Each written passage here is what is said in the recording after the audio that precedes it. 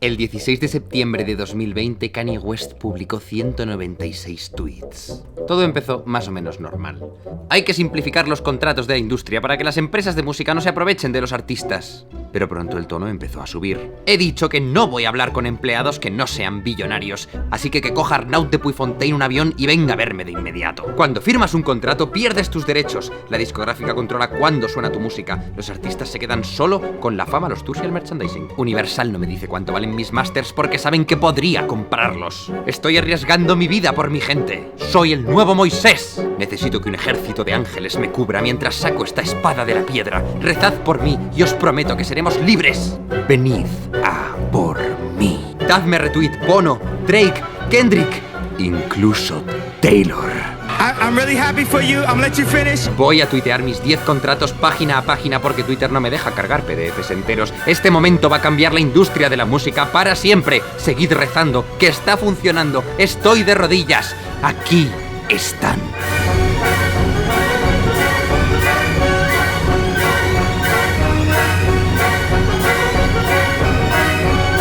Y mientras meaba en un Grammy diciendo confiad en mí que no voy a parar, todos los frikis estábamos descargándonos los contratos página a página, ordenándolos otra vez en sus PDFs originales y leyendo las más de 100 páginas para entender cómo funciona la industria discográfica por dentro. Hablemos de los contratos filtrados de Kanye West.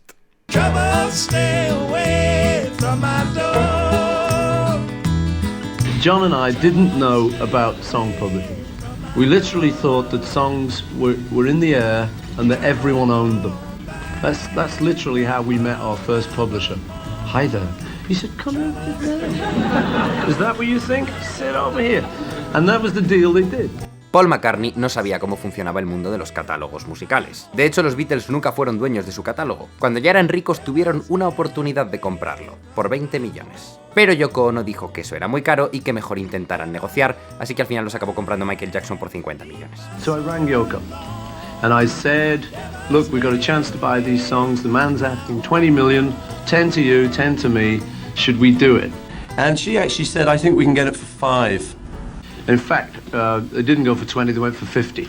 Lo que estos clips demuestran es que tarde o temprano todo artista famoso se acaba dando cuenta de que lo que tiene entre manos vale mucho dinero, que todo el mundo lo quiere y que va a tener que aprender cómo funcionan los flujos de dinero de la industria, que son muy complicados, para poder navegarlos y que no se aprovechen. Porque tarde o temprano Kanye West, Prince, Taylor Swift, los Beatles, todos terminan diciendo espera, ¿esto cómo funciona? Y en muchas ocasiones ya es demasiado tarde. Ya han firmado cosas que les comprometen a 10, a 20 años o de por vida y lo que firmaron un día sin leer les va a perseguir para siempre.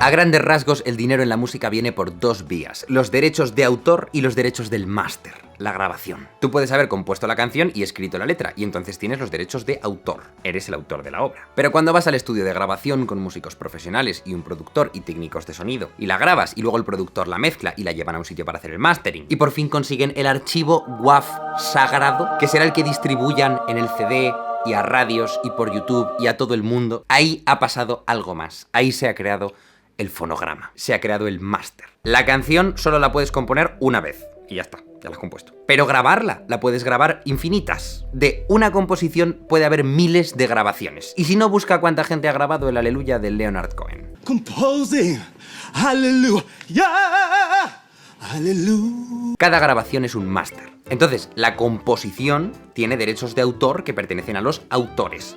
Pero la grabación, ¿a quién pertenece? A los músicos de estudio que fueron ese día a grabar la batería, el bajo y la guitarra, al cantante que grabó la voz, al productor, al técnico de sonido que eligió qué micro iba dónde, qué compresor ponían, qué previo, al que hace la mezcla, al que hace el máster. Pues es como la pregunta de ¿a quién pertenece una película? ¿Al director? ¿Al guionista? ¿A la actriz protagonista? No, pertenece a quien puso la pasta para que esas personas pudieran trabajar mientras se rodaba la película. Pertenece a la productora, que es la que produce el producto, que puede ser una peli, un álbum o lo que sea. ¿Por qué? Porque es quien corre el riesgo. El que grabó la guitarra en el álbum cobró por sus horas de grabación. El que puso en alquiler su estudio de grabación para que lo grabaran allí cobró por las horas que usaron el estudio. Todos han cobrado tanto si el producto tiene éxito como si no. Quien no cobra de manera garantizada es la productora de la peli o del álbum. Ellos cobran si el producto tiene éxito. Y si no, y esto ocurre en una gran parte de los casos, pierden dinero. Metieron 10 millones si es para un álbum de Kanye West, o 300 millones si es para una película, y a lo mejor recuperaron 1 millón o 100 y perdieron el dinero y se perdió. Si tiene éxito, claro, la historia es otra. Cuando tú escuchas una canción por Spotify, ese dinero que sale de tu suscripción o de los anuncios que te ponen, se divide entre los derechos de autor, que van a quien escribió la canción, y los derechos por el máster, que van a quien pagó por producir ese máster, y un porcentaje va al artista. Esto muchos artistas no lo saben, o bien porque no se han leído su contrato, o porque no se han parado a investigar cómo funciona todo esto, porque venir viene escrito en el contrato. Y Kanye West ahora se está dando cuenta de que aunque los derechos de autor son suyos, los másters son propiedad de Universal Music Group. ¿Qué quiere decir eso? Que si Universal quiere que esta sea la nueva canción de Dora la Exploradora, pues va a ser la nueva canción de Dora la Exploradora, quiera Kanye o no.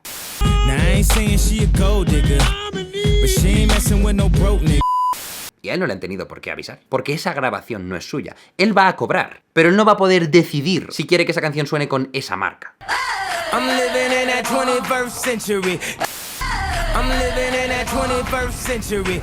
Get ready for a lot more of that new plain smell. O en esa película.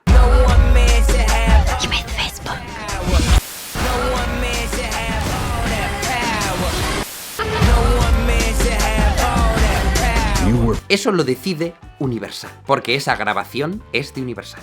Y ahí es donde está el asunto, porque eso en cine no nos impresiona tanto. A lo mejor un día Richard Curtis va al Target y se encuentra una reedición de Love Actually navideña con Hugh Grant con un gorrito de Papá Noel. Él no se ha enterado, Hugh Grant tampoco, eso ha ocurrido. Y si Richard Curtis les llamara y les dijera, no, quiero ser yo quien decida cómo se distribuye esta película. Quiero que se la vendamos a Netflix, quiero que no se venda en el Target, y no quiero que la pueda ver nadie que viva en Francia. Pues no nos resulta raro que la productora le diga que no, porque ¿por qué él iba a tener más poder de decisión que la persona que hizo la banda sonora, que la persona que hizo la fotografía, que la persona que hizo cualquier otra cosa? Asociamos una película con un grupo de gente, pero con un músico nos resulta distinto porque asociamos mucho más el producto, la canción, con su identidad. Interstellar lo asociamos con Christopher Nolan, pero también con Hans Zimmer, pero también con Matthew McConaughey, pero My Beautiful Dark Twisted Fantasy lo asociamos con Kanye West y poco más, a pesar de que también participaran decenas de personas en el proceso. Nueva horchata Chufi, un sabor irresistible. We never did do commercials. With the Beatles, we had all those offers. We had the offers from the big soft drinks companies. You know who I'm talking about. But we always turned them down. We'd be seen to be selling out. But anyone who knows music publishing, there's a lot of pressure on you to do that because it's a big heap of cash comes in suddenly and, you know, it's very hard to resist for anyone.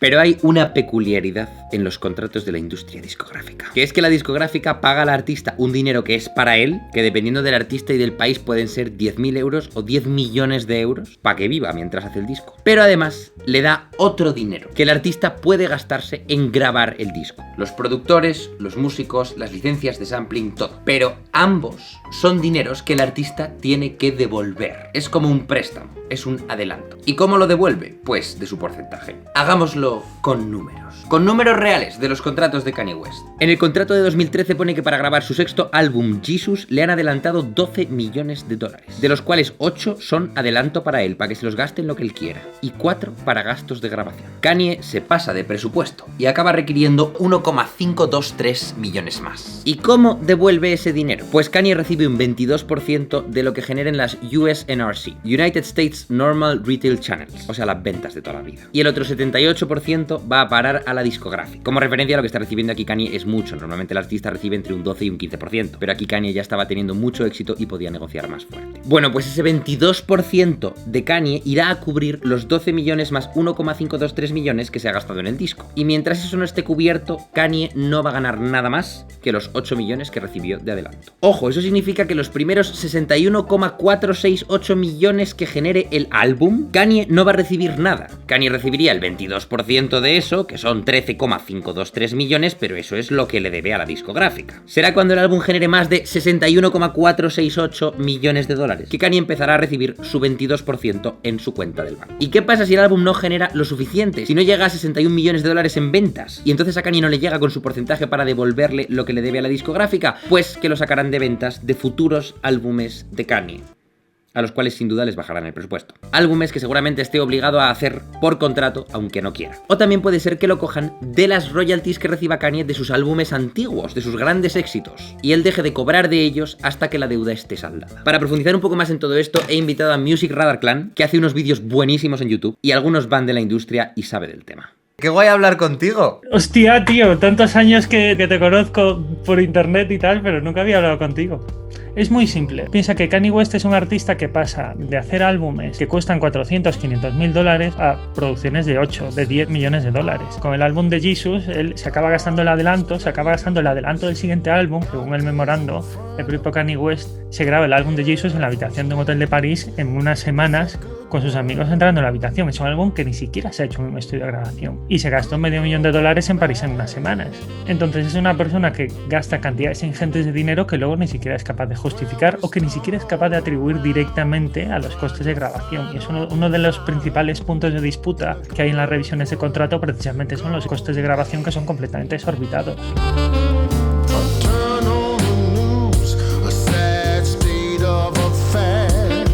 Por ejemplo, cuando hizo Cruel Summer, gastó tanto dinero que le retuvieron el 100% de los royalties y aún así salió a pérdidas. O sea, ese hombre no ingresó ni un solo euro con ese disco y la discográfica perdió dinero. ¿Y cómo es que la discográfica se arriesga a presupuestar 12 millones para un álbum? Que parece que van a grabar el álbum en un vinilo de oro y diamantes. ¿Y si luego no tiene éxito? ¿Y si no vende? ¿Y si justo llega una pandemia mundial antes de empezar la gira?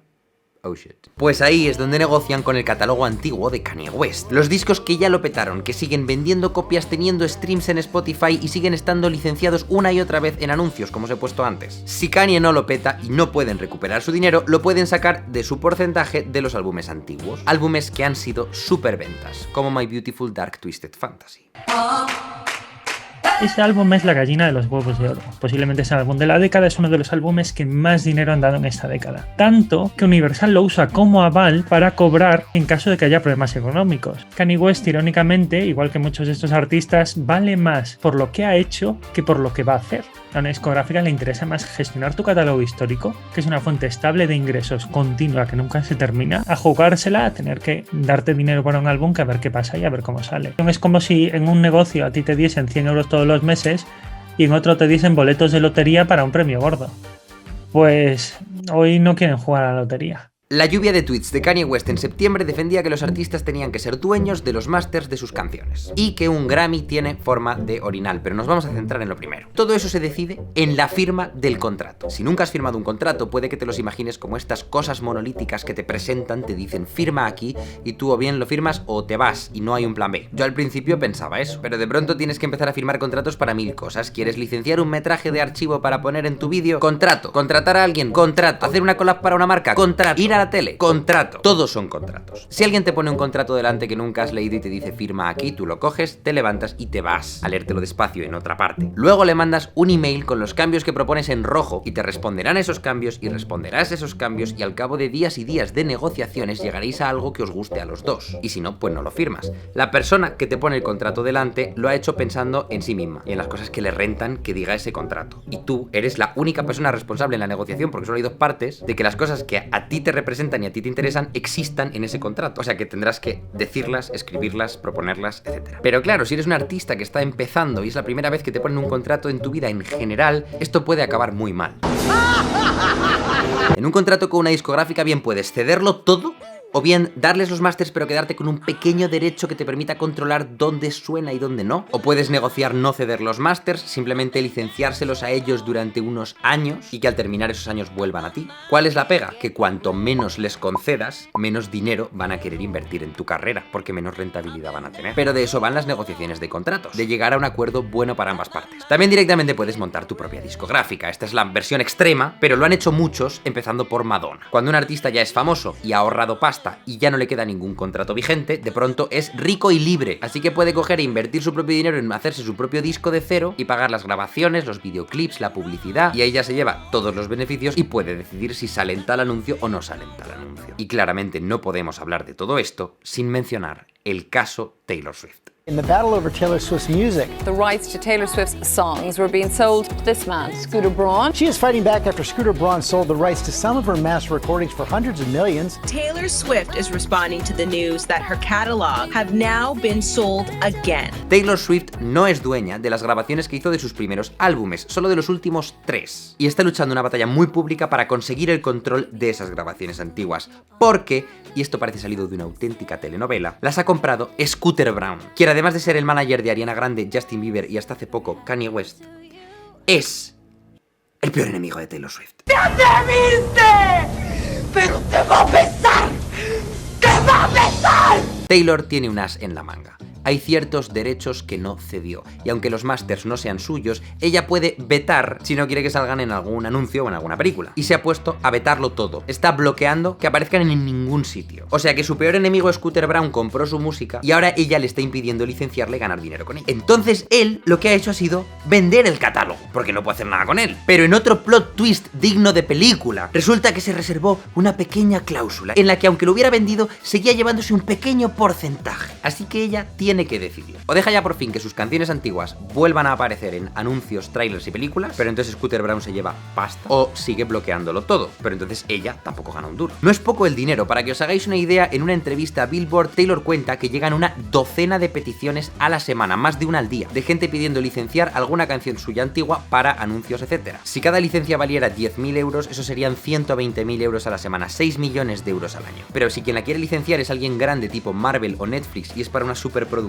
la licencia podría valer 100.000. O sea que pueden ser millones al mes que no se están generando por la batalla entre Taylor Swift y Scooter Braun. ¿Es o no es una telenovela? Pero lo interesante no es esto, ¿vale? Que ya me parece muy interesante, sino el siguiente plot twist. After a very public feud about it, Taylor announced yesterday that she will be re-recording her previous album, so then she'll own those masters. Which brings us to Scooter Braun. Yeah. Could you re-record?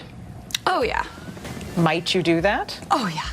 That's a plan? Yeah, absolutely. Taylor Swift ha dicho que va a hacer una cosa rarísima, pero que si le sale bien va a ser increíble, que es que va a regrabar todas sus canciones antiguas desde cero, una a una, replicando idénticas, la batería de cada una, el bajo de cada una, el piano de cada una, remezclándolas igual, cantándolas ella igual. Va a crear una especie de fotocopia manual de sus discos antiguos que sean 100% suyos. Y ya ha empezado. Así suena el máster de Love Story de 2008, el que no es suyo. Y así suena su regrabación casi idéntica de 2020 en un anuncio para Match.com. Son iguales. A mí me daría igual licenciar una que la otra para un anuncio.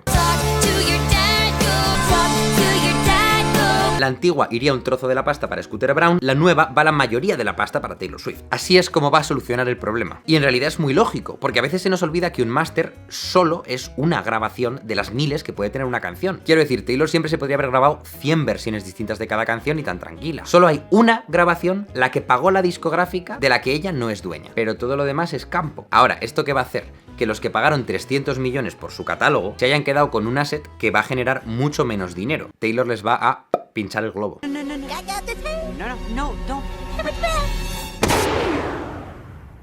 Y dirás, ¿y esto por qué no lo hacen todos los artistas? ¿Por qué no lo hace Kanye? Pues porque, salvo el caso de Taylor, que debe tener un contrato muy particular, cuando alguien te paga para que grabes un disco, suele hacerte firmar una cláusula de no regrabación, para que no les hagas justo esto. Cláusula que es posible que muchos artistas se hayan saltado sin darse cuenta durante la pandemia. La discográfica lo que quiere es proteger los derechos de copias y publicaciones del máster o el fonograma. Para eso se aplican una serie de cláusulas, la más importante es la cláusula de no regrabación, que consiste en, vale, tú has creado esta obra, vamos a grabarla, pero tú no te vas a poner a hacer grabaciones de esta misma canción porque entonces mi copia no tiene valor. Porque antiguamente era eso, un primer disco de vinilo, a partir del cual se generaban las placas para hacer otros discos.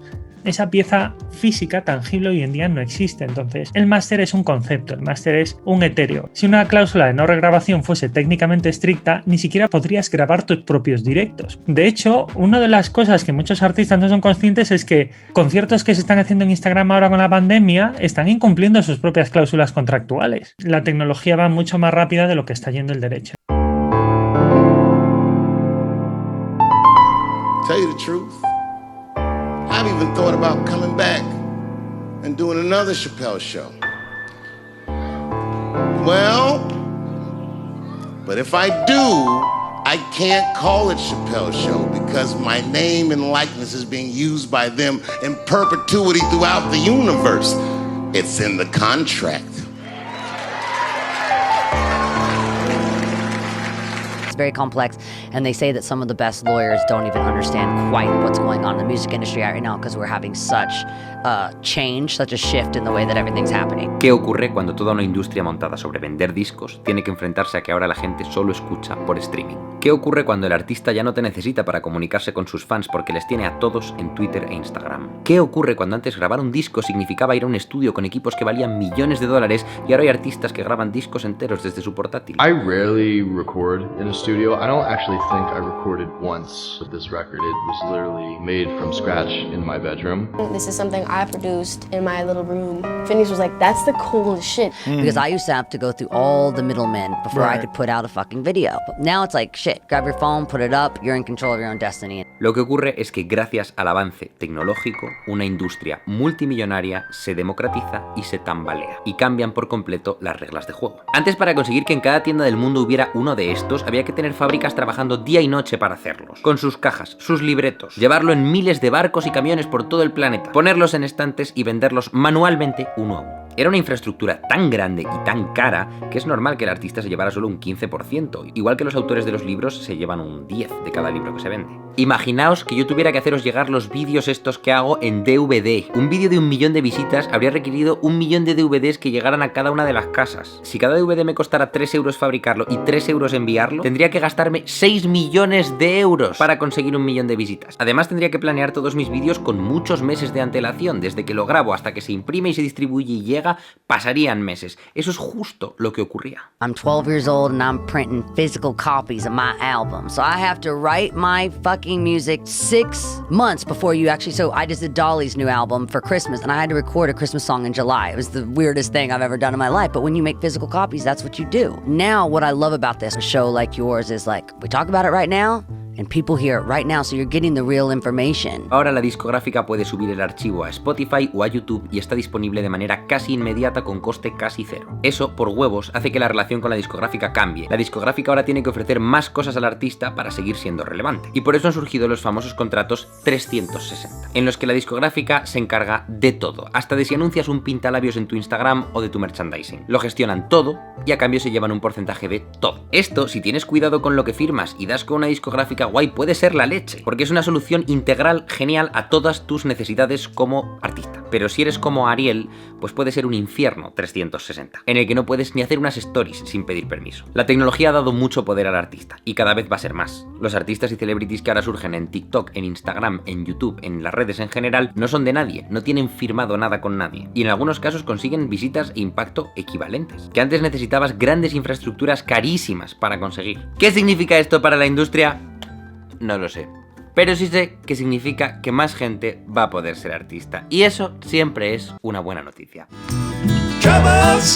Muchas gracias a Music Radar Clan por participar. Os dejo su vídeo sobre la discográfica de Madonna en la descripción. También os dejo el canal de YouTube de The Detail sobre Michael Jackson, del que he sacado las entrevistas de los Beatles, y el podcast sobre el tema Taylor Swift de Ainara Legardón. Os recuerdo que si queréis aprender a tocar el piano conmigo tenéis mis cursos en musichacks.com y nos vemos la semana que viene.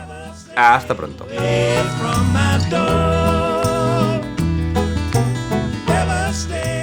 Oh, these contracts are crazy. You should hear the terminology they say in these contracts. To use your name and likeness in perpetuity throughout the universe. Who the fuck could possibly know what that means?